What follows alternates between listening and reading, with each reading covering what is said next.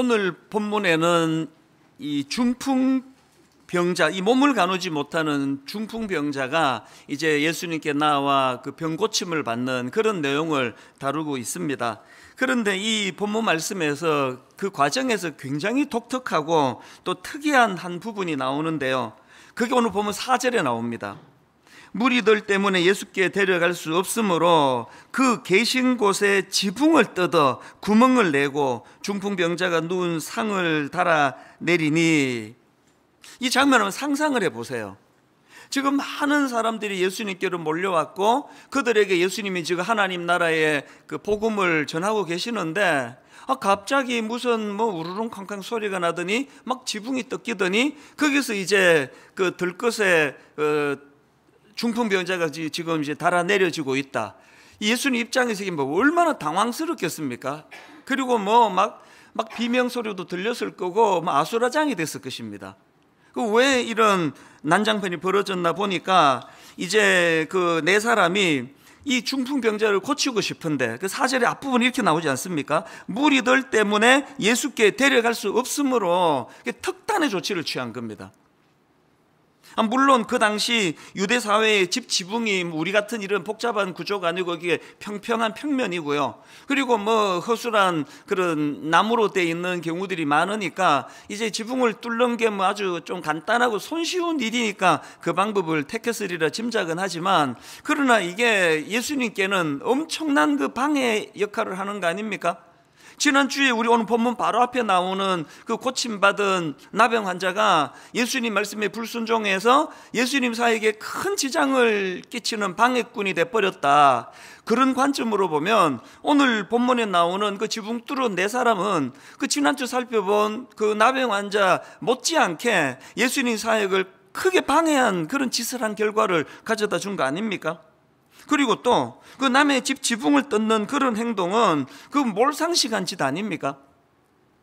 이것도 이해가 안 되고, 그런데 이제 진짜 이해가 안 되는 건 이런 네 사람을 예수님이 칭찬해 주고 계시다는 것입니다. 예수님이 그 중풍병자를 고쳐주시는데요, 그 고쳐주시는 이유를 딱 이렇게 지정해서 설명하십니다. 5절을 보십시오. 예수께서 왜 고쳐주셨나? 그들의 믿음을 보시고. 그러니까 한번 화가 나 죽겠는데 그냥 우리가 이해하지, 한번 오죽하면 저랬겠나, 이런 정도가 아니고요, 너무나 칭찬을 하시는 거예요. 사실은 오늘 이 본문 말씀 속에서 이제 신학적으로도 그렇고 다룰 중요한 내용이 몇 가지가 있는데요, 그래서 이제 한 주만에 다 못합니다.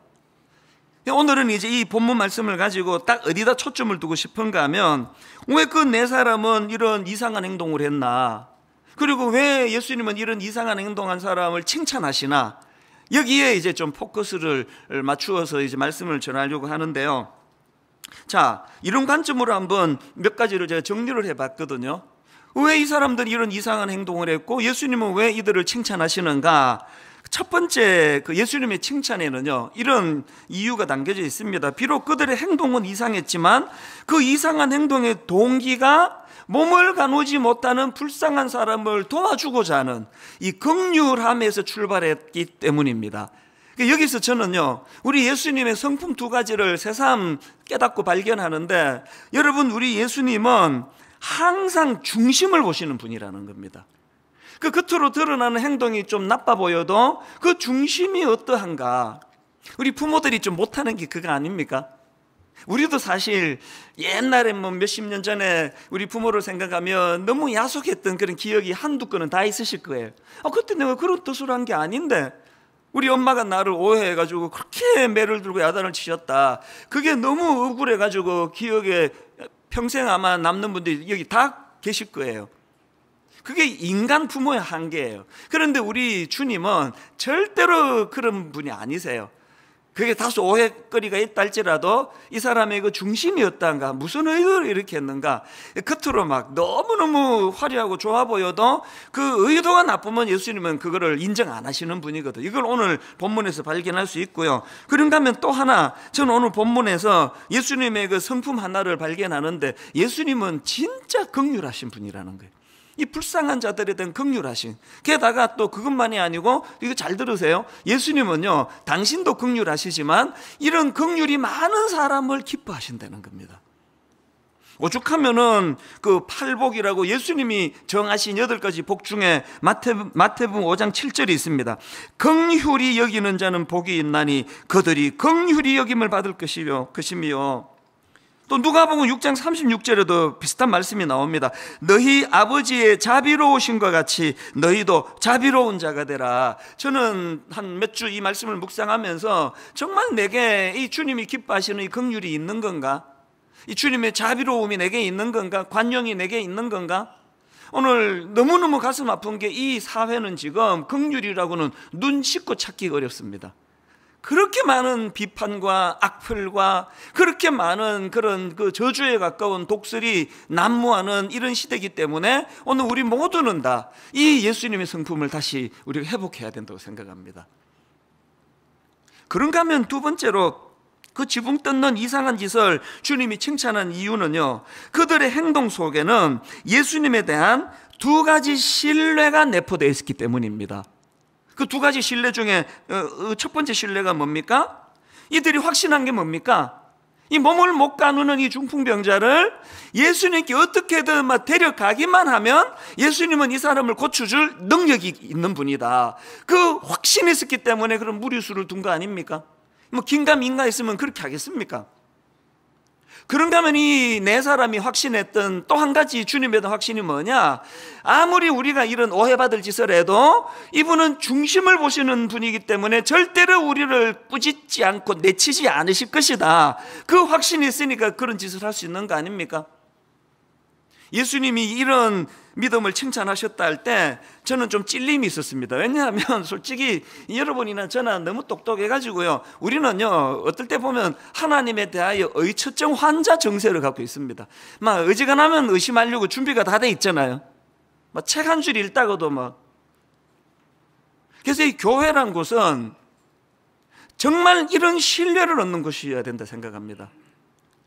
막 여러분이 막 교구 목사님 좀 만나자 그랬는데 막 바빠가지고 뭐 시간을 좀 못 낸다 그러면 바로 또 오해해가지고 하여튼 이것들은 영혼에는 관심이 없어, 이렇게 오해하는 게 아니라, 참 내가 한 가지 우리 교구 목사님에 믿는데 이분은 시간 남아도 오는데 이렇게 말할 분이 절대 아니다. 진짜 바쁘신가 보다. 그게 신뢰 아닙니까? 교회는요 이유야를 막론하고 이 신뢰가 바탕이 돼야 돼요. 그런가 하면은 세 번째, 그 지붕 뜯은 그들이 예수님께 칭찬받은 포인트가 하나 더 있는데요, 바로 행동하는 믿음입니다. 행동하는 믿음. 5절에서 예수께서 그들의 믿음을 보시고 이렇게 되어 있는데요, 여러분 스스로 분석해 보세요. 여기서 말씀하시는 믿음은 지식적인 믿음이 아닙니다. 머릿속으로 그냥 정답 똑똑하게 말해서 칭찬 들은 게 아니고요, 실제적으로 이 중풍 병자를 불쌍하게 여기는 마음도 있었고 주님을 신뢰하는 마음도 있었는데 머리로서만 작동이 아니라 실제적으로 지붕을 뚫는 결단이 있는 행동하는 믿음이었다는 그 얘기를 지금 강조하고 있는 것입니다. 그래서 저는 이걸요, 이 칭찬받은 4사람의 그 믿음의 중심이 저는 삼각다리라고 생각합니다. 그 카메라 같은 거 놓을 때 보면은 다리 3개가 딱 균형을 이루어야 되지 않습니까? 둘 중에 하나만 부실어도 넘어지거든요. 이 삼각다리예요. 첫 번째 다리가 뭡니까? 이 약자에 대한 긍휼한 마음. 그런가 하면 두 번째가 예수님에 대한 신뢰. 그리고 세 번째가 행동하는 믿음. 이 삼각다리가 조화를 이루었기 때문에 그 중풍병자가 고침을 받을 수 있었다는 겁니다. 이 3가지가 참 중요한데요, 저는 오늘 그 용어를 하나 만들어 봤습니다. 3+1 교훈. 네, 요새 할인마트를 너무 자주 가, 심부름을 자주 가가지고 이거 사면 +1 뭐 이런 게 있잖아요. 여러분, 우리 개개인이 이 3가지 삼각다리, 약자에 대한 긍휼한 마음 하나, 둘째 예수님에 대한 신뢰, 셋째 행동하는 믿음, 각자가 이것으로 쌓여졌는데 이것만 가지고는 중풍병자 못 살렸습니다. 그래서 3+1이에요. 결정적인 +1이 뭐예요? 여러분, 이런 상상을 해보세요. 어떤 이런 약자에 대한 긍휼한 마음과 예수님에 대한 신뢰와 행동하는 믿음, 삼각다리를 가진 믿음 충만한 어떤 사람이 자기 혼자 이제 나 지붕 뚫고 이 사람 내리겠다고 메고 갔으면요 떨어뜨려 죽였을 거예요. 그래서 3 플러스 1이에요. 혼자는 안 되는 겁니다. 이런 마음을 가지고, 합치된 마음을 가진 네 사람이 서로서로 균형을 이루면서, 조화를 이루면서, 그래서 3 플러스 1인 거예요. 제가 가슴이 아픈 건 오늘 한국교회는 1-1이에요. 너무너무 충만한 이 사람이 자기 생각과 자기 고집만 많아가지고, 너무너무 생각이 많고 자기 생각과 자기 고집이 많은 이 사람하고 나누면 1 플러스 1이 돼가지고 시너지 효과를 내는 게 아니라 맨날 1-1이에요. 오늘 저와 여러분이 이 네 사람이 한 사람 한 사람이 주님 앞에서 그 세 가지 아름다운 믿음의 정신을 가지고 주님 앞에 남았다 하더라도 혼자로는 절대 불가능했다. 그래서 여러분 그 고린도전서 3장 9절에 보면은 우리는 하나님의 동역자들이요, 이런 표현이 있는데요, 이 말씀의 배경은 그 앞에 6절을 읽어보면은 알 수 있습니다. 자, 고전 3장 6절을 보십시오. 나는 심었고 아볼로는 물을 주었으되 오직 하나님께서 자라게 하셨나니. 그 당시 고린도 교회 다 아시잖아요. 맨날 허구한 날 당파로 나누어져 가지고 나는 예수파니 나는 바울파니 이런 짓이나 하고 싸움질하고 있을 때 하나님이 보여주신 그림이 뭡니까? 나는 심었고 아볼로는 물을 주고, 그렇게 해야 하나님이 자라게 하신다는 거예요. 이게 오늘 우리 교회에는 주시는 메시지가 없습니까? 3 플러스 1 교훈을 앞으로 하리마트에 가실 때마다 떠올리시기를 바랍니다. 나 혼자 믿으면 안 된다. 3 플러스 1. 그래서 이 네 사람이 서로 조화를 이루면서, 사실 저는 이 말씀을 묵상하면서 오늘 그 우리 교회 소그룹 다락방 모임인 구역 모임인 다락방 모임에 참여할 것을 내가 강하게 제가 오늘 권면해야 되겠다, 그런 생각을 했습니다. 혼자는 아닙니다. 혼자서 죽어가는 그 연약한 자들 못 살립니다. 교회는 연합이에요. 교회는 하나됨이거든요. 코로나19가 딱 터지고요, 바로 얼마 있다가 우리 교회 장로님 한 분이 자기의 이게 제가 보니까 그 영성 일기 같은 거예요. 그 일기 같은 내용을 제게 보내줬는데 너무 감동을 받았습니다. 시작이 이렇게 되더라고요. 다락방 형제들이 보고 싶어 몇 주 전에 계획했던 다락방 번개 모임이 오늘인데, 이제 이게 그 3월 달에 쓴 거니까요, 코로나 바이러스가 터지기 전에 그때가 이제 그 방학 중이니까, 그래서 우리 남자 그 순원들끼리 한번 번개 모임 가지자기 치킨집에서 갖기로 이제 약속을 하고 의논을 한 겁니다. 그랬는데 코로나가 터져버린 거예요. 이거를 배경으로 이 내용을 한번 들어보십시오. 다락방 형제들이 보고 싶어 몇 주 전에 계획했던 다락방 번개 모임이 오늘인데, 분당 지역에 확진자들이 계속 늘어나는 바람에 오늘 번개 모임을 취소했다. 모이기로 한 장소가 우리 교인이 하시는 치킨집이었기 때문에 그 모임 예약을 취소하고 나니 마음이 더 무거웠다. 그래서 오늘 저녁은 치킨으로 하자고 권면했다. 모든 순원님들에게는 권면을 해가지고, 그 다음 보세요. 그래서 가능하신 분들은 오늘 원래 번개 모임 장소였던 치킨집에 직접 가서 치킨을 여러 마리씩 사서 각자 집에서 식구들과 저녁을 치킨으로 먹게 되었다. 그리고 그 다음 내용도 감동이에요. 그 후에 한 순원분 제안으로 인터넷 영상 프로그램을 이용해서 화상으로 총 남자 7분이 참여하여 그동안 나누지 못했던 이야기를 50분 넘게 함께 나누었다. 와우! 너무 행복하고 기뻤다. 같이 기도하고 삶을 나누고 너무 감사했다. 화질도 의사표현도 정확하게 전달되어 너무나 신기했다. 그래, 이렇게 하면 되겠다. 매주 목요일 8시 우린 이 방에서 다락방 모임을 갖기로 했다. 기도하고 찬양하고 삶을 나누고. 다락방 번개 모임을 취소하고 참 힘들었는데 새로운 힘이 생겨났다. 하나님 감사합니다. 힘들지만 버텨서 이겨낼게요. 우리 순원들을 보고 나니 참 좋다, 행복하다. 2020년 3월 19일 밤. 이게 얼마나 감동이 됐는지 모릅니다. 어떤 분들이 오해하세요. 나는 이제 요거 코로나 끝나면 얼굴 대면할 때 다락방 나갈 거야. 그 진짜 잘못 생각하시는 거예요. 여러분이 지금 나가셔야 되는 이유가 뭡니까? 지금이 위로가 필요하거든요. 지금이 기도가 필요하거든요. 지금이 내 사람의 그 사람들이 들 것에 실어 여러분을 위하여 중보해 줄 때거든요. 뭐 화면이고 우리 그 브라보 시니어 65세 이상 그 형님 누나들 대단하십니다. 그분들은 영상 다락방을 못 하셔가지고요 카카오톡으로 하신대요. 전화로 7번 8번이 나누는데 얼마나 행복한지 모른다 그러는 거예요. 이게 3+1 법칙입니다. 신앙생활은 내가 3가지 이룬다고 완성되는 게 아닙니다. 3+1이 돼야 이루어진다는 겁니다. 오늘 이 설교에 성령님이 은혜를 많이 주셔서 그 확정된 굳은 마음을 내려놓고 이번 주부터 다락방 가야지 그렇게 결단하는 성도님들이 나오시기를 바랍니다. 아멘은 안 하시는 분은 이미 참여하시는 분인 줄로 애써서 믿어보겠습니다. 그래서 저는 오늘 이런 내용을 다루고 있는 오늘 본문 말씀을 가지고요 기도 제목 겸 2가지 적용을 한번 만들어 봤습니다. 이 2가지 적용 꼭 기억하시면 좋겠습니다. 첫째, 오늘 본문을 통해 저는요 이 네 사람이 보여준 긍휼한 마음을 우리도 회복하기를 원합니다. 오늘은 이웃사랑의 주일이거든요. 우리 교회 이웃사랑 섬김과 관련해서 2 기둥이 있습니다. 하나는 바깥에 재단을 만든 복지재단으로 섬기고 있고요, 또 하나는 교회 안에 있는 이웃사랑 분과가 있습니다.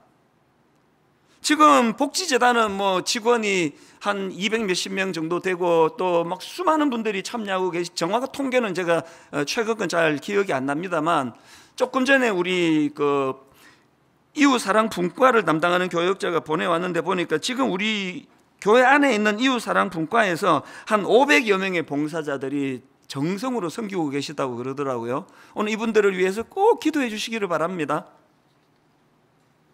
이제 요 설교가 끝나는 부분에 이웃사랑 분과에서 만든 영상을 이제 곧 보여드릴 텐데요, 이거를 이제 미리 만들어서 제게 보여줬는데 제가 정말 마음이 뜨겁고 눈시울이 붉어졌습니다.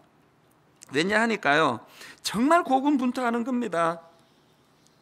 지금 1:1 결혼과 반찬 배달을 그동안 해왔는데요, 참 사연은 다 각각 다르시겠지만 지금 독거 노인분들도 계시고 이런저런 혼자서 이제 반찬을 해 드실 수 없는 분들을 위하여 정성껏 지금 여기 드림센터에서 반찬을 만들어서 배달을 하시는데, 이제 코로나로 이게 지금 어려운 상황인데도 불구하고요 여전히 지금 이제 이따 영상 보시면요 너무너무 정성이 느껴집니다. 그래서 참 할아버지를 찾아가시는 그 장면도 마음을 뭉클하게 했고요, 또 그런가 하면은 그 에듀투게더라고 지금 그 좀 경제적으로 어려운 그 아이들, 과외를 받을 수 없는 아이들을 우리 봉사자들이 지금 영어도 가르치고 수학도 가르치고 있는데 코로나로 지금 못 모이지 않습니까? 그래서 제가 그 영상에 보니까요 정말 울컥했습니다.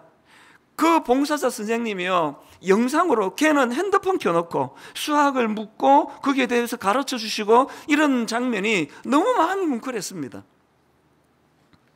저는 이 설교를 들으시는 모든 성도님들 마음속에 하나님 선한 마음을 주셔서 정말 내가 이제 이 코로나19 끝나고 나면 내가 정말 마음껏 가치 있는 참 내가 그런 이웃을 섬기는 일을 해야지 그런 마음의 동력이 생기기를 원합니다. 꼭 그렇게 되기를 바랍니다. 그러시려면요 여러분 2가지를 기억하셔야 됩니다. 여러분 누가 오늘 본문에 나오는 지붕 뚫은 네 사람이 될 수 있느냐? 우리가 자칫 잘못하면은요 제가 또 그런 사람이에요. 내가 어떤 교만에 빠지느냐? 나는 항상 지붕 뚫은 네 사람에 속하는 사람이야. 난 늘 누군가를 도와주고 난 늘 그런 사람이다. 이런 착각에 빠질 수가 있는데요, 이거를 교정해야 제대로 된 지붕 뚫는 네 사람이 된다는 겁니다. 하나님은 제게 신실한 아버지세요. 이걸 지난 한 주 내내 온 몸으로 깨닫게 해주셨습니다. 야, 생각해보면 신기합니다. 너무나 많은 오늘 본문의 네 사람과 같은 이런 분들을 제게 보내주셨는데요, 그래서 제가 참 많이 마음에 울컥울컥했습니다. 한 주 내내. 예를 들면 이런 거예요. 여러분 이미 다 뭐 눈치채셨겠지만요, 저는 요즘에 이제 이 가평 우리 마을을 통해 지금 큰 근심이 하나 있습니다. 왜냐하니까 제가 지금까지는 앞장서 도울 수 있었거든요. 왜냐하면 가치를 만들고 성경적인 그런 꿈을 펼치고 이건 제가 할 수 있습니다. 그리고 이제 우리 장로님들이 합심해가지고 지금 건물이 잘 올라가고 있는데요, 그런데 뭐가 두려우냐? 여기서 제가 덫을 치면 가평 우리 마을 망한다는 생각이에요. 제가 이제 막 그냥 이거 하니까 되네 그래가지고 막 직원도 제가 뽑고 막 내가 이거 막 이렇게 운영하고 그러면 100% 망해요. 왜? 저는 그런 경험이 없는 사람입니다. 당장에 이 피 같은 헌금을 가지고 이제 그 커피숍을 이제 운영을 하게 된다 할 때 제가 뭐 이거 10명을 쓰는 게 좋을지 뭐 5명을 쓰는 게 좋을지 제가 어떻게 아느냐고요. 그래서 제가 10명만 써도 되는 걸 뭐 20명을 쓰면은 제가 헌금하신 성도님께 죄를 짓는 거 아닙니까? 그리고 조직을 제가 뭐 아무리 생각해도 모르겠는 거예요. 총괄 디렉터는 누구를 세워야 되고 조직은 어떻게 만들어야 돼요? 제가 막 여러분들에게 부탁도 하고 광고도 해보고 또 막 기업에다가 또 그런 관련 있는 분들에게 문의도 해보고 도와달라고 손도 내미는데 이게 시원찮은 거예요. 이게 잘 안 풀리는 겁니다. 마음에 두려움이 생기더라고요. 내년 이맘때 이제 공사가 완공이 되는데 내년 가을에는 이게 이제 오픈이 돼야 되는데 이거 어떻게 해야 되나? 그러고 있는데 기적이 일어났습니다. 제 입장에서는 오늘 성경에 나오는 이 네 사람과 같은 분이 나타난 거예요. 이랜드라고 아시죠? 이 문제를 가지고 일주일 전에 회장님이 한 주간 기도 들어갔다는 거예요. 그 제가 여기저기 이제 도움의 요청을 한 그게 들어가신 거예요. 귀에 일주일간 기도하신다고. 그래서 이제 그걸 전해주시는 대표 이사님이 그런 말씀하시더라고요. 우리 회장님이 하나님의 뜻을 구하는 일주일 기간 가지시고 뭐 한마디로 말하면 yes or no 답을 주실 거라고. 얼마나 한 주가 마음이 졸였겠냐고요. 화요일 오전이에요. 그리고는 회장님이 육아하는 분들을 다 부르셔가지고 우리 때문에 회의를 여셨는데 yes 분당 우리 가평우리 마을 도와주기로. 그래서 팀을 보내서 이런 모든 절차에 이분들은 뭐 그 전문가들 아닙니까? 기업 운영하니까. 그래서 이제 그 대표이사님이 저한테 그 분당 우리 교회가 우리한테 뭘 원하는지를 뭘 요구하는지를 정리를 해서 보내달라 그래가지고 제가 좀 기왕에 해서 쫙 보내줬어요. 금요일 오후에 그 대표이사님이 또 전화를 주셨어요. 목사님 보내온 걸 보니까 이게 사람 하나 보내가지고 될 게 아니더군요. 그래서 더 놀라운 이야기를 했습니다. 저희 때문에 팀을 만들기로 했대요. 팀을 만들어서 파송을 해주기로 했답니다. 이 전화를 끊고도 그 요새 왜 그 인터넷 뱅킹에서 돈 빼먹는 사기하는 걸 뭐라 그러죠? 보이스 피싱인가 이게? 이게 기업에서 한 교회가 하는 일을 왜 팀을 만들어서 도와줘야 됩니까? 제가 그 전화를 끊고 그분께도 또 그 회장님께도 너무너무 감사했지만 하나님은 저에게 뭘 깨닫게 해주시는 거예요? 늘 나는 내 사람 쪽에 택하고 난 늘 누군가를 도와주는 사람이라는 이 착각을 깨트려 주시기 위하여 네가 그 자리에 서기까지 얼마나 많은 내가 보내준 내 사람의 혜택을 잊고 있었는지 아느냐. 한 주 내내 또 어떤 감격이 있었는지 아십니까? 지난주에도 제가 좀 길게 설명했기 때문에 눈치가 빠른 분들은 좀 눈치를 채셨겠지만요. 저희가 이제 이번에 기독교 성윤리 연구소에서 10권짜리 이제 우리 자녀 성경적 성교육 시리즈 책을 발간하지 않았습니까? 그랬더니 이제 또 이 책을 이제 누군가 오해를 해가지고 이거 친동생의 책이다. 교회가 왜 이따위 책을 만드느냐. 그래서 내가 너무 당황을 한 거예요. 아닌데 이게. 그래서 내가 너무 이제 이걸 어떻게 하겠지. 지난 주일날 그 책을 구입하신 부모님들에게 혹시 오해가 될까봐 미리 이제 이런 설명을 다 드렸는데요. 그랬는데 여러분 그 설교가 나가고 지난 주일 이후로 그 책을 아는 분들이요. 얘네 지금도 눈물이 날라 그래요. 너무너무 고마운 어떤 교수님이 나 한 번도 만나본 적이 없는 분이에요. 목사님 그게 오해라는 걸 제가 풀어드리겠습니다. 목사님이 어떤 목사님이 내가 풀을 수 있습니다. 이 책을 추천해 주신 미국에 있는 그 사역하시는 전사님은요 영상을 보내주셨어요. 그게 얼마나 오해라는 걸. 한 주 내내 이런 분들의 손길이 계속 있으니까 너무 가슴이 뜨거운 거예요. 하나님이 한 주 내내 제게 보여주신 게 뭐예요? 네가 맨날 누구를 돕고 네가 맨날 미래자리교회를 돕고 네가 맨날 그렇게 하는 것 같아도 이찬수 목사 네가 그 자리에 있기까지 얼마나 많은 고마운 내 사람이 있었는지 아느냐. 한 주 내내 그 감격이 있었습니다. 오늘 여러분 누가 이런 선한 일을 할 수 있다고요? 내가 바로 몸을 가눌 수 없었던 그 중풍병자였노라고. 내가 바로 이런 은혜를 입어 이 자리에 올 수 있게 됐다는 걸 감격할 수 있는 사람만이 내 사람이 될 수 있을 줄로 믿으시기를 바랍니다. 그런가 하면 또 하나 더 있습니다. 누가 이 지붕을 뚫은 중풍병자를 도우면 내 사람이 될 수 있느냐? 이것도 지난주에 하나님이 저에게 친절히 보여주신 증표예요. 이 답을 하기 전에 내가 경험한 걸 얘기 드릴게요. 미국의 존 파이프 목사님이라고 계세요. 제가 참 존경하는 분이에요. 여러분, 지금 미국이 그 백인 경찰관이 흑인 남성을 체포하는 과정에 과잉 진압으로 그 사람이 사망하고, 그래서 이제 분노한 사람들이 이제 데모하다가 이게 막 미국 전역을 뒤덮고 이제 그게 막 방화, 상점, 약탈, 막 폭력 이렇게 뒤덮고 있던 그런 상황에 이 존 파이프 목사님이 참 아픈 마음으로 기도하신 영상이에요. 기도가 한 5, 6분 긴 기도인데요. 제가 그걸 보면서 마음이 너무너무 뜨거워졌습니다. 그 기도 중에 이런 대목이 있더라고요. 마음이 토라진 선지자 요나에게 하나님은 니느웨에 대한 칭찬의 말이 아니라 커다란 긍휼을 말씀하셨습니다. 그러면서 요나서 4장 11절을 인용하더라고. 기도 안에 이 큰 성읍 니느웨에는 좌우를 분별하지 못하는 자가 12만여 명이요 가축도 많이 있나니 내가 어찌 아끼지 아니하겠느냐 하시니라. 우리의 교만을 내리치시기보다는 우리의 어리석음을 동정하시는 하나님이 얼마나 자비로우신지요. 요나는 당신의 긍휼하심을 헤아리지 못했습니다. 제가 이 기도를 듣는데요,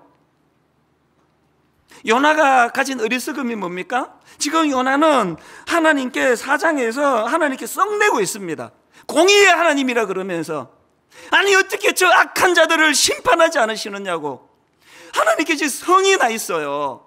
그런데 여러분, 이 요나가 모르고 있는 게 뭡니까? 그런 논리정연한 자기 논리대로였다면요, 요나는 요나서 1장 말이나 2장에서 죽었어야 되는 인간이에요. 논리대로 했다면, 자기 논리대로 했다면. 요나의 모순이 뭡니까? 그 논리를 뛰어넘으시는, 자기를 불쌍하게 보신 하나님의 긍휼하심의 혜택을 입었기 때문에 안 죽고 요나서 4장에서 하나님께 성낼 수 있는 거 아닙니까? 너무너무 모순을 보이는 요나가 이게 저라는 걸 부인하겠습니까? 여러분, 이렇게 분노하는 어떤 사람에 대하여 하나님이 여러분이 그렇게 심판해 주기를 원하는 그 사람의 방식대로 했다면 저나 여러분은 온전할 것 같으세요? 그럴 것 같으세요? 오늘 이 시대에 상상을 초월하는 분노에 찬, 울분에 찬 지적질은 4장의 요나의 모습을 닮았습니다. 누가 연약한 자를 그런 식으로 지 잘못이지 뭐, 건강관리 못해가지고 저 몸도 못 가누는 병 얻은 거 아니야? 그런 정확한 판단과 분석보다 중요한 건 어쨌든 이를 살려야 되겠다, 지붕을 뜯어 오해를 받더라도 누가 지붕 뚫은 내 사람이 될 수 있다고요? 나는 바로 이 하나님의 긍휼을 입은 자라는 감격이 회복될 때 우리도 이런 내 사람이 될 줄로 믿습니다. 그런가 하면은 두 번째 적용이 뭐냐? 우리 모두는 힘을 합하여 다음 세대를 살려야 합니다. 제가 왜 이런 적용을 만들 수 있었냐면요, 5절에 나오는 표현 하나 때문입니다. 5절을 보십시오. 예수께서 그들의 믿음을 보시고 중풍병자에게 이르시되 작은 자야 내 죄사함을 받았느니라. 제가 주목한 건 주님이 그를 작은 자라고 부르신 겁니다. 이 작은 자는 헬라어로 테크논이라는 단어인데요, 이 테크논은 글자 그대로 아이 이런 뜻을 가지고 있고요, 또 그런가 하면 집합적으로 후대, 후손들 이런 뜻을 가지고 있고요, 그런가 하면은 이 테크논은 그 친밀감을 표현할 때 사용하는 그런 표현이기도 합니다. 빌레몬 1장 10절에서 그 노예가 주인의 재산을 가지고 도망가다가 잡힌 그 기억나시죠? 제가 설교한 거. 빌레몬 1장 10절에서 사도 바울이 이렇게 표현합니다. 갇힌 중에서 낳은 아들 오네시모를 위하여. 이 아들이 테크논이에요. 저는 이 세 가지 의미를 묵상을 하면서 마음이 너무너무 은혜가 되더라고요. 그리고는 또 한 가지 5절에 보니까요, 예수께서 그들의 믿음을 보시고, 그 다음 보세요, 중풍병자에게 이르시되, 이 중풍병자를 영어 NIV 성경을 제가 대조를 해보니까 여기 나오는 이 중풍병자를 영어 성경에는 마비된 환자 이렇게 번역을 하고 있더라고요. 본문에 나오는 중풍병자의 특징은요, 병으로 몸이 마비된 사람이에요. 못 움직이는 사람이에요. 제가 이 몸이 마비된 환자에게 주님이 부르시는데 이 작은 자야, 아이야, 이렇게 부르시는 것을 보면서 오늘 수많은 우리가 도와야 될 연약한 이웃들이 많지만 그중에 두드러지게 우리가 도와야 될, 적용해야 될 인물은 저는 청소년들과 다음 세대라고 생각합니다. 오늘 이 악한 음란한 영이 우리 아이들을 지금 엄습을 해버려서 마비된 것처럼 지금 우리 아이들이 고통하고 있습니다. 그들을 도와야 돼요. 제가 앞에서 말씀드렸듯이 우리 교회가 왜 기독교 성률 연구소를 만듭니까? 그리고 왜 이런 위험한 책 10권의 우리 자녀 성경적 성교육 시리즈 이런 책을 왜 다른 교회들은 안 만드는데 별나게 우리는 왜 이런 거를 만듭니까? 왜 만들어서 또 1년 만에 또 이런 오해에 휩싸이게 하는 이런 일을 왜 불길로 왜 뛰어듭니까? 뭐 다른 교회들은 뭐 이런 거 못해서 안 만드는 겁니까? 왜 해야 되느냐고요? 정답 간단합니다. 그 중풍병자들이 지붕 뚫을 때 이거 욕먹을 짓이다, 이거 오해받을 것이다, 그럼에도 불구하고 해야 되기 때문에 지붕 뚫은 거랑 똑같은 이유예요. 어떡합니까? 오해를 받아야 되면 감수해야죠. 오해받지 않기 위하여 아이들을 주님 앞으로 이끄는 일을 하지 않는다면 저는 주님 앞에 더 큰 책망을 받을 두려움을 저는 가지고 있거든요. 이 책을 오해하는, 그 반발하는 분들의 주장을 정리를 해보니까요, 제일 두드러지는 게 이 조기 성애화 반대. 이 조기 성애화 문제가 뭐냐 하면은 한마디로 말하면 너무 어린 애들한테 너무 구체적인 생식기 정보나 그림 등을 보여주면 안 된다. 왜냐하면 너무 어린 나이에 그런 것들을 보다가 보면 어린 아이가 거기에 잘못된 성적인 욕망을 자극받을지 모른다. 그 말에 나 100% 동의합니다. 정말 그건 위험한 거 맞아요. 그리고 사실요, 저는 이제 60살 먹었잖아요. 우리 어릴 때는 사람의 생식기, 몸 이런 거로 교육을 좀 받아본 적이 없고요. 그래서 저는 또 보수적이다 보니까 이런 그림이 너무 민망해요, 저는. 그래서 제가 우리 담당 팀 교육자들한테 몇 번이나 건의했습니다. 이 그림 빼면 안 되겠냐고. 이 그림이 없어도 설명이 다 되는 거 아니냐고. 근데 여러분, 이 책이 주장하는 거나 우리 그 교육자 팀이 주장하는 게 뭐냐 하면 그런 그 조기 성애화 문제를 거론하는 그분들의 시각이 옳다는 거예요. 맞는데, 위험한 거 맞는데, 그럼 뭐가 문제냐? 그럼 우리가 안 하면 애들이 지금 모르느냐는 거예요. 그 집에서 안 가르치면은 애들이 다 모르면은 당연히 안 하는 게 맞는데 지금 유치원 때부터 하고 있습니다, 이제. 초등학교 들어가면은 애들 우리만 민망하죠. 애들은 그게 너무 익숙해요. 그래서 이 책이 주장하는 포인트가 뭐냐 하면 이 집에서 안 보줘도 학교에서 다 배우고 유치원에서 다 배우고, 그리고 여러분 다 아시잖아요, 우리나라 현실. 지금 애들이 접하는 그 포르노 같은 거 이런 것들이 핸드폰이기 때문에 나이를 불문하고 애들을 갖다가 지금 사로잡는데 가정에서만 이거 민망하다고 안 가르쳐서 되겠느냐, 이런 상황이기 때문에 오히려 이제 부모들이 더 관심을 가지고 성경적인 관점으로 몸을 가르치고 성경적인 관점으로 가르치자는 겁니다. 무엇보다도 아이들에게 창조와 구속의 원리로 몸과 성에 대한 교육을 해야 악한 것들이 이것을 사로잡지 않을 수 있다. 그게 이 책을 만들게 된 핵심적인 포인트거든요. 부모마다 판단이 다르고요. 부모마다 판단이 다르고 또 아이들이 발육도 다 달라요. 몸도 발육이 다르고 생각도 다르니까, 그래서 이 책은 부모들이 배워서 가르치는 거니까 여러분이 판단하십시오. 그런가 하면은 지난주에도 말씀드렸지만 이 책은 미국에서 만든 책이기 때문에 우리 정서와 잘 맞지 않은 게 너무 많다. 동의합니다. 그리고 또 심지어 어떤 분은 이건 친동성애를 부추기는 책이다고 그렇게 영상도 올리고 글도 올리고 그렇다 그랬는데요. 여러분, 남을 비판할 때는요, 그렇게 쉽게 하시면 안 됩니다. 이 책은요, 정반대예요. 정반대. 이 책은요, 지금 미국에서 동성애와 성적 타락의 물결이 범람하는 그 상황에서 어떻게든 이 아이들을 제대로 가르쳐 보겠다는 고뇌에서 나온 책이에요. 이 책을 만든 콩고디아 출판사는요, 미국에서 보수 중에도 대표적으로 건강한 보수 출판사입니다. 그런 출판사에서 어떻게 이런 책을 만들 수가, 여러분이 우려하는 그런 책을 만들 수가 있겠냐고요. 사실 제가 사과할 게 하나 있습니다. 그 저자에게. 제가 지난주 이 시간에 그 책을 이제 제 느낌에 아마 이게 미국이 차별금지법이 이제 이게 통과가 됐으니까 아마 이게 대놓고 표현을 못해서 이제 이렇게 좀 렁뚱땅 넘어갔나 보다. 제가 공개적으로 저자에게 사과합니다. 완전 오해예요. 이 책은 자녀 교육용이라 그랬잖아요. 너무나 동성애에 찌들어 있는 그 아이들에게 거부감 없이 다가가기 위해서 전략적으로 그 아이들을 중학교 때, 고등학교 때는 또 단호하게 또 가르치잖아요.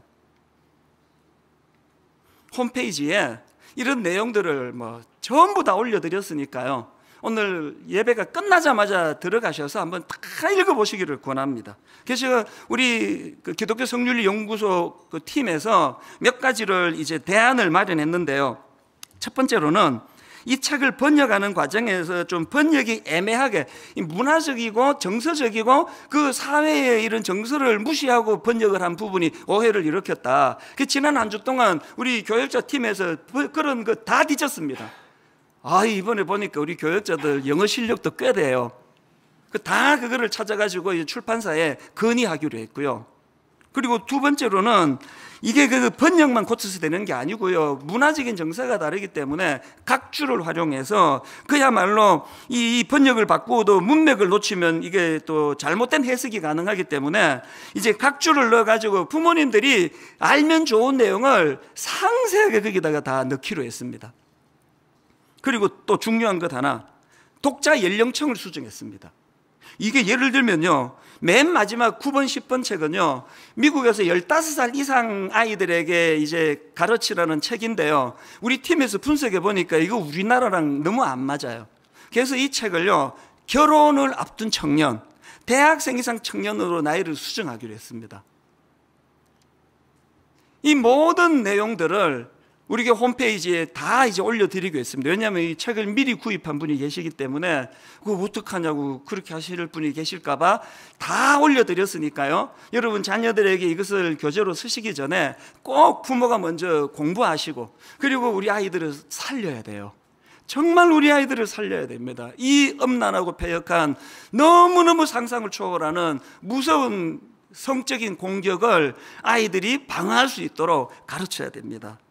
왜 이걸 제가 이렇게 상세하게 말씀을 드리는가 하면 여러분 중에 우리 애는 다 컸어. 아닙니다. 여러분이 배 아파 나이는 다 컸지만 오늘 이 공동체 안에 믿음의 청소년들은 다 여러분의 영적 자녀들이에요. 기도해야 되고 도와줘야 돼요. 그래서 제가 사실은 지난 한 주간 마음이 복잡했다가 또 먹구름이 밀려왔다가 너무너무 고마운 네 분들이 도와주겠다고 오해 풀어주겠다 해서 기분이 또 풀렸다가 다시 우울했다가 나 바보 아닌가? 1년 전에 그렇게 오해를 받아가지고 그냥 먹잇감이 돼가지고 그렇게 시달리고 순환을 당해놓고 또 왜 안 해도 되는 걸 하냐고 그랬다가 또 하나님께 위로를 받았다가, 저는 오늘 여러분들한테 진짜 우리 다음 세대를 살리기 위하여 온 교회가, 그래서 우리 교회가 이 드림센터를 환원하고 가평우리 마을을 만드는 이 모든 그 안에 다음 세대를 살리는 일에 총력을 기울이는 그런 교회가 되기를 바랍니다. 그리고 여러분, 이미 이런 일을 하고 계시는 수많은 단체를 저는 축복합니다. 그분들이 어떤 지적을 하셔도 달게 받을 수 있습니다. 단 우리를 적으로는 생각하지 말아주세요. 뭐라도 가르쳐주시면 배우고 뭐라도 같이 공유하고, 우리는 힘을 합해서 4명의 지붕을 뚫는 자들이에요. 함께 힘을 모아서 1-1이 아니라 1+1이 될 수 있도록. 결론을 이렇게 맺습니다. 오늘은 이웃 사랑의 주일이라고 말씀드렸지 않습니까? 오늘 이 두 가지 적용을 기억하시면서 영상을 한번 보시면서 저 영상에서 봉사하는 분들의 그 하나님의 은혜를 받은 그 마음, 그것을 해서 섬기는 그 마음을 한번 보시면서 이제 영상을 보고 함께 기도하는 시간을 갖도록 하겠습니다. 같이 보시겠습니다. 코로나19가 장기화되면서 우리는 서로에게서 멀어져 갔습니다. 그럴수록 더욱 힘들어하는 사람이 있습니다. 바로 우리의 관심과 사랑이 필요한 이웃입니다. 마음껏 만날 수도 없고 마음껏 나눌 수도 없는 지금. 그래서 당신이 더욱더 그립습니다.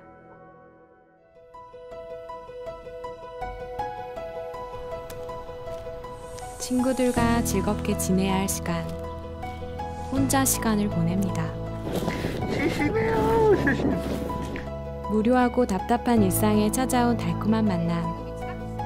우리주간보호센터 선생님들의 행복한 웃음이 영상으로 전해졌습니다. 영상을 보던 정식 씨의 얼굴에도 드디어 미소가 번집니다. 하나님, 영 보고 희나요. 없어요. 해요요. 더욱 찾아오는 사람이 없어진 고립된 일상. 홀로 계신 어르신들의 건강을 위해 가만히 있을 수 없었습니다. 하나님의 사랑을 담아 포장한 반찬을 들고 닫힌 문을 두드립니다. 좋아하시는 어르신을 보니 덩달아 행복이 채워지는 하루입니다. 잘 먹을게요. 긴급한 위기에 처한 어려운 이웃들을 도와달라는 전화가 쉼없이 울립니다. 이번에 추천 대상자는 강제퇴거 위기에 놓인 가정으로 주거보증금을 지원하게 되었습니다. 대화 중에도 하나님의 위로가 전해지길 마음으로 기도합니다. 늘 저희를 지켜봐 주시고 매일 저녁 마주보며 공부하던 자리가 텅 비었습니다. 퇴근 시간이 지난 사무실. 새로운 만남이 시작됩니다. 시아 안녕. 유진이 왔네. 언제 왔어? 안녕. 자, 오늘은 연립방 정식을 할 차례입니다. 풀리지 않던 문제도 함께 봐주시는 선생님이 계시니 하나하나 해결됩니다. 선생님이 매주마다 온라인 강의로 자세히 알려주시니까 개념도 잡히고 이해도 잘 되는 것 같아서 너무 좋아요. 선생님 감사합니다. 다음에 봬요. 서로에게서 멀어진 사회적 거리의 시간 속에도 우리는 여전히 함께 살아가고 있습니다. 이웃과 함께하고자 다가가는 사랑의 움직임. 바로 그 믿음을 보시고 하나님께서 지금도 일하십니다.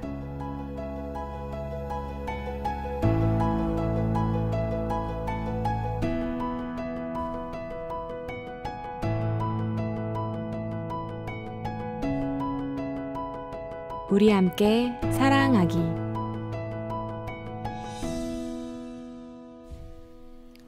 다시 말씀드립니다. 여러분, 우리가 이 지붕 뚫은 네 사람이 되기 위해서는 먼저 우리가 그 하나님의 긍휼하심을 경험해야 돼요. 하나님, 내가 바로 그 중풍병자였습니다. 오늘 그래서 하나님의 사랑을 많이 느끼고 누리시기를 바라는데요. 우리들의 찬양 336번입니다. 아버지 사랑 내가 노래해, 아버지 은혜 내가 노래해. 그 사랑을 노래할 때 이 시간 부어주시는 성령님의 충만하심을 경험하시고요. 그리고 내가 먼저 그런 하나님의 은혜를 누렸고 수많은 우리 주일학교 선생님을 유시하여 고마운 지붕 뚫은 네 사람의 분들이 계셨기 때문이라는 이 감격이 회복되기를 바랍니다. 우리 찬양 같이 가사를 기억하시면서 찬양합니다.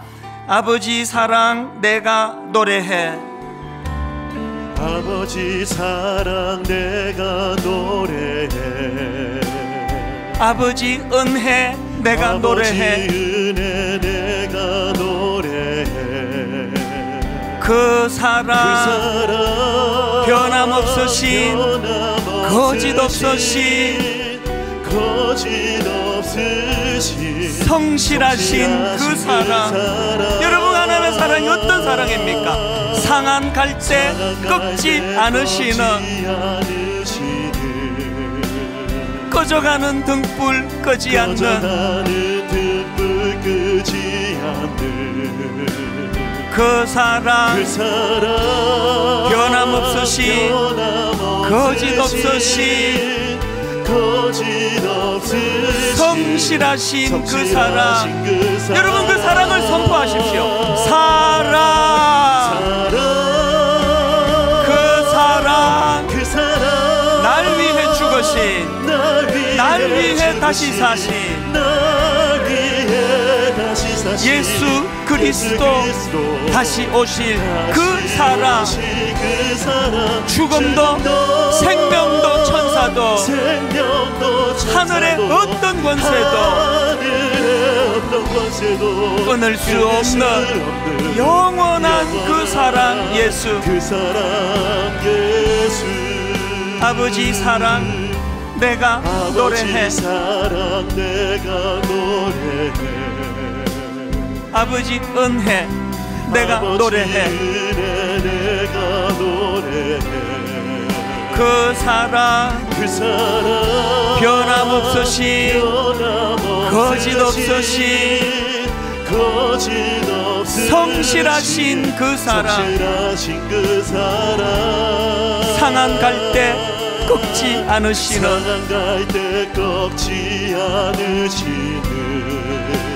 꺼져가는 등불 끄지 않는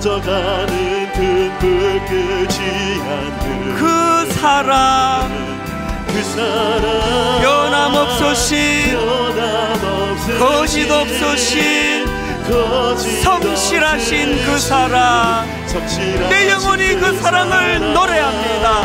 사랑, 그 사랑, 날 위해 죽으신, 날 위해 다시 사신 예수 그리스도 다시 오실 그 사랑, 죽음도 생명도 천사도 하늘의 어떤 권세도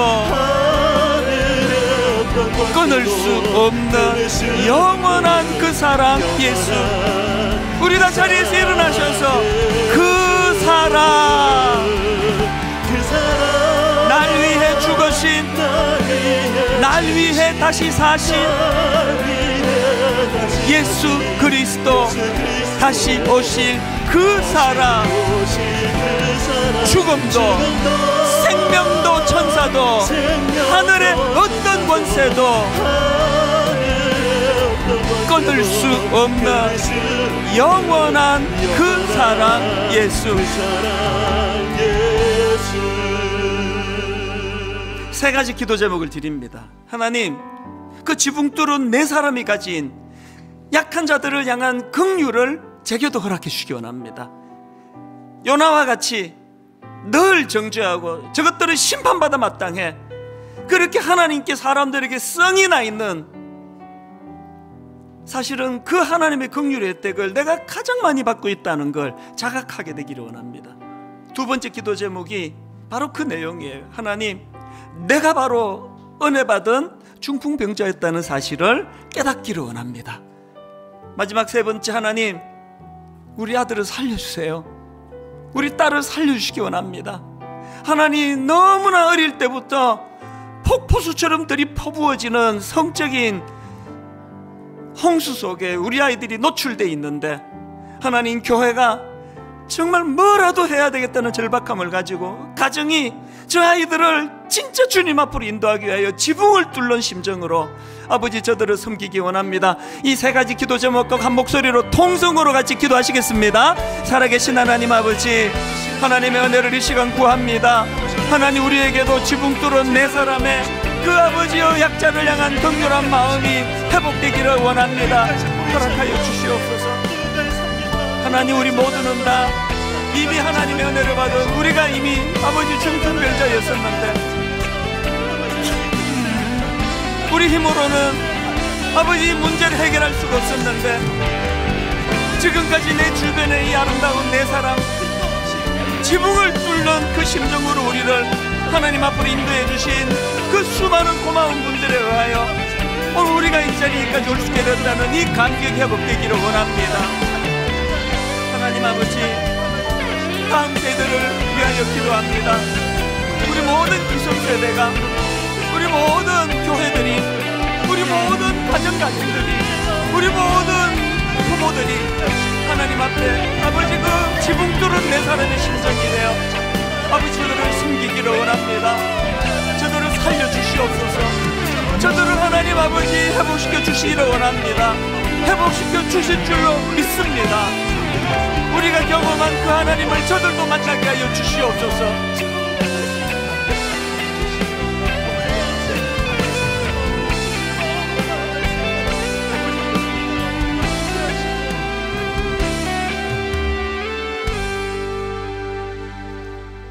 하나님 아버지, 우리가 이 말씀을 통하여 그저 내가 원래 참 약한 자들을 돕는 마음이 내 안에 있고 나는 원래 그런 선한 사람이라는 그 생각으로 이 말씀을 받는 것이 아니라, 나는 원래 중풍병자였는데, 나는 원래 요나스 1장의 요나였는데, 하나님의 심판을 받아도 할 말이 없는 자였는데, 십자가를 통하여 주님이 우리를 구원해 주셨고 그 긍휼의 크심으로 여기까지 올 수 있게 되었고, 무엇보다도 아버지, 이 지붕 뚫은 내 사람처럼 누군가를 나를 들쳐매고 참 주님 앞으로 인도하려고 몸부림쳤던 그 고마운 수많은 분들이 떠올려지는 시간이 되게 하여 주시옵소서. 내가 그런 은혜를 입었기 때문에 나도 누군가에게 그렇게 빚을 되갚는 사랑의 선순환이 일어나기를 갈망합니다. 하나님, 우리 가정의 자녀들을 살려주시옵소서. 우리 어린 꼬맹이들 동서남북을 분간하기도 전에 성적인 폭포수 같은 유혹 속에 노출되는 현실입니다. 불쌍히 여겨주시기를 원합니다. 오직 십자가 예수 그리스도 은혜만이 저들을 보호하고 저들을 건져내 주실 능력인 줄 믿사오니, 이제부터 그들을 축복하며 기도하며 모든 기성세대와 모든 교회와 모든 가정이 합동작전을 이루며 저들을 건져내는 일에 쓰임받도록 은혜 내려 주시옵소서.